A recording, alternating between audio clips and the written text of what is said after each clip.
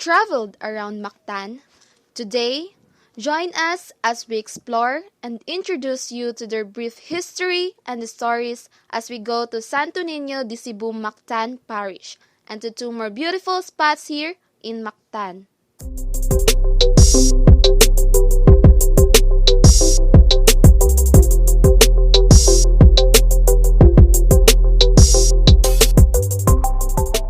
This is the Santo Niño de Cebu Mactan Parish. This Santo Niño Parish was built in Lapu-Lapu City, Cebu in the year 1996. There are so many devotees who want to visit and pray here because it has been their nature to show their gratitude to the Almighty God. There is a wedding ceremony taking place at the Santo Niño de Cebu Mactan Parish. Our next stop is the Mega World Mactan Newtown, a one-stop destination of your live, work, play, and learn by the beach lifestyle. Hello, this is Mactan Newtown. The 30-hectare Mactan Newtown is the first Mega World township outside of Metro Manila with its own beachfront. This mega community boasts of the makings of an ideal work-play-learns community. It currently serves as home because the Mactan Newtown is a place where you can eat, sleep, and have fun.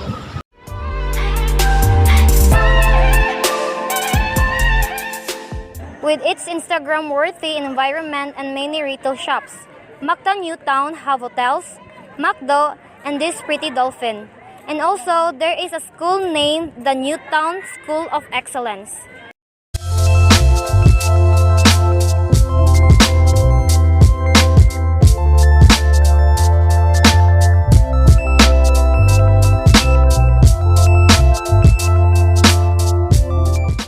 A growing, living, and vibrant community of the Mactan. A one-stop destination of your live, work, play, learn lifestyle for a getaway of a lifetime.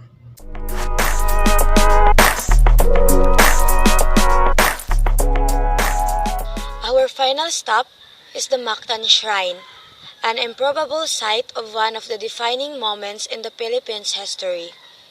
Mactan Shrine is also known as Liberty Shrine, a memorial park of Mactan.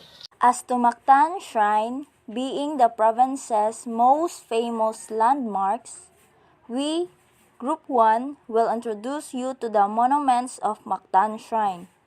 We will tour you back to the history of Mactan.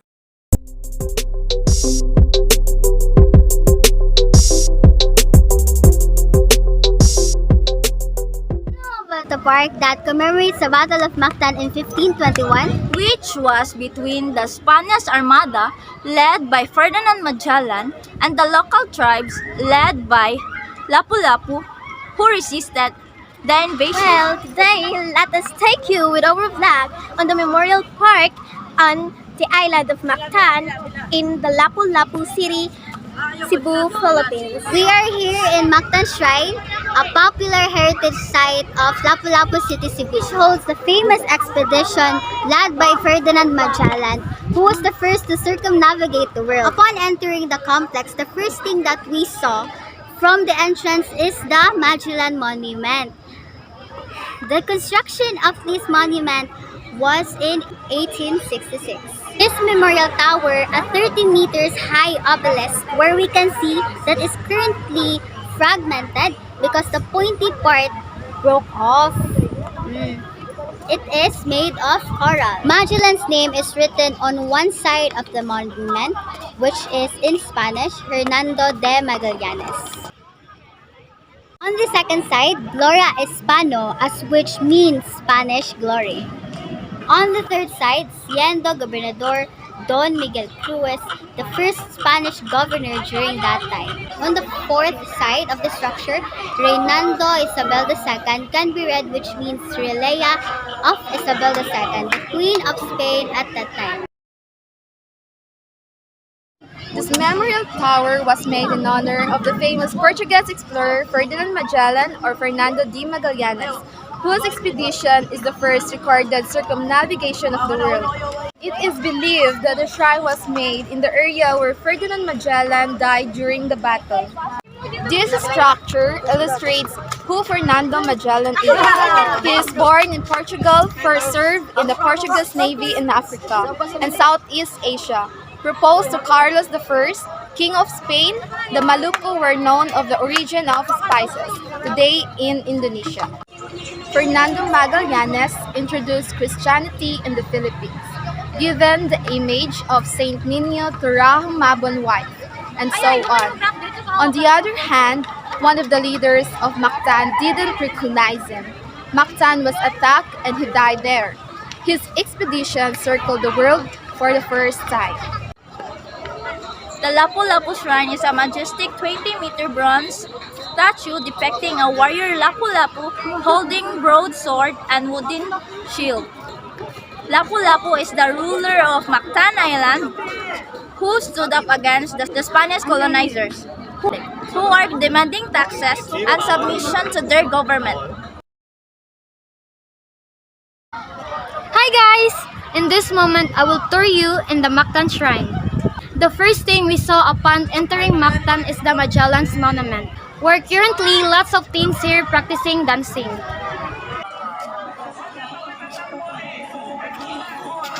Mactan's Shrine is still a hot tourist spot, especially to foreign people. And also, there is a souvenir shop here where their products are locally made and it's very traditional.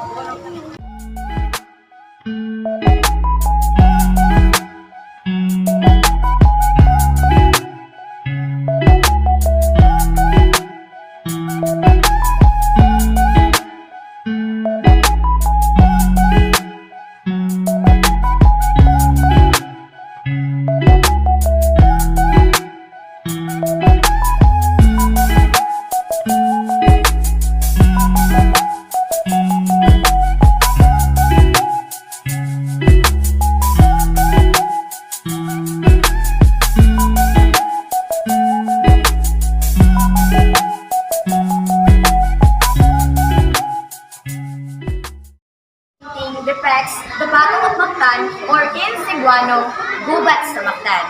It was a first clash fought in the archipelago of the Philippines on April 27, 1521. Series of Lapu-Lapu, one of the datos of Mactan, overpowered and defeated a Spanish force fighting for Rahumabon of Cebu. Under the command of Portuguese explorer Ferdinand Magellan, who was killed in the battle. The outcome of the battle resulted in the departure of the Spanish crew from the archipelago of the Philippines. Before I start, let me tell a trivia about Ferdinand Magellan or Hernando de Magallanes.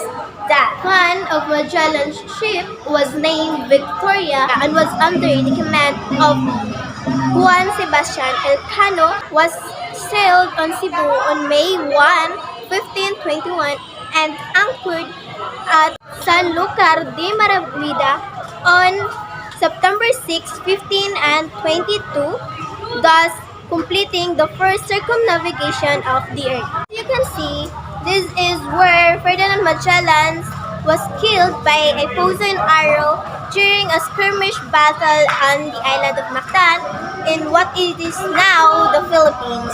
Filipinos, Magellan wasn't the first man who discovered the Philippines but was the first European who set foot on the Philippines who wanted to claim the Philippines for Spain. Magellan was remembered introducing the Christian faith to the Filipinos. The most affordable way to reach Mactan Shrine is to ride the jeepney or multicab. When you are dropped near Savemore, walk to the highway and ride a jeepney or multicab with a signboard saying Punta Engaño. Ask the driver to drop you at Mactan Shrine. That's it for our vlog. Thank you for watching.